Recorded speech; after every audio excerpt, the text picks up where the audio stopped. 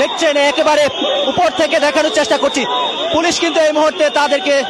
ধাক্কা দিয়ে নিয়ে যাওয়ার চেষ্টা করছে এবং শিক্ষার্থীদেরকে দেখছেন কি অবস্থা তৈরি হয়েছে এই জায়গাতে। এই মুহূর্তে শিক্ষার্থীরা সচিবালয়ের ভিতরে যখন যেতে চেয়েছেন তারপরেই কিন্তু এমন অবস্থা তৈরি হয়েছে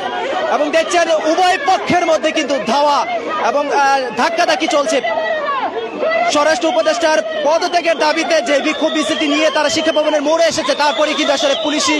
বাধার মুখে এবং ব্যারিকেডের মুখে পড়ে সাধারণ শিক্ষার্থীরা এবং এরপরে কিন্তু এমন অবস্থা তৈরি হয়েছে। এবং দেখতে পাচ্ছেন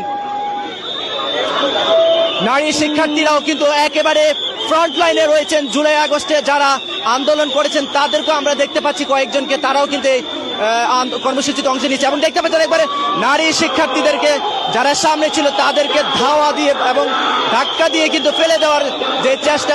সেটি কিন্তু পুলিশের সদস্যরা করছেন এবং কোনোভাবেই যাতে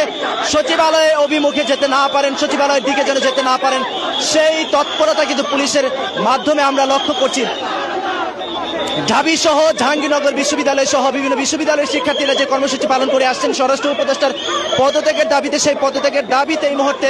ঢাবির শিক্ষার্থীরাও কিন্তু এই মুহূর্তে একবার কেন্দ্রীয় শহীদ মিনার থেকে যে বিক্ষোভ মিছিলটি নিয়ে এসেছেন সেটি নিয়ে কিন্তু একবারে দেখছেন উভয় পক্ষের মধ্যে পুলিশের সাথে ধস্তাধস্তি কিংবা ধাক্কাধাক্কি চলছে, সেটি কিন্তু একবারে নিজ চোখে কিন্তু প্রত্যক্ষ করছেন এবং শিক্ষার্থীরা কিন্তু সবটা দিয়ে কিন্তু চেষ্টা করছেন যাতে করে সচিবালয় অভিমুখে যাওয়া যেতে পারে। আর বিপরীতে আমরা দেখতে পাচ্ছি পুলিশের সদস্যরা কিন্তু ঠিক এই মুহূর্তে দেখতে পাচ্ছেন সেই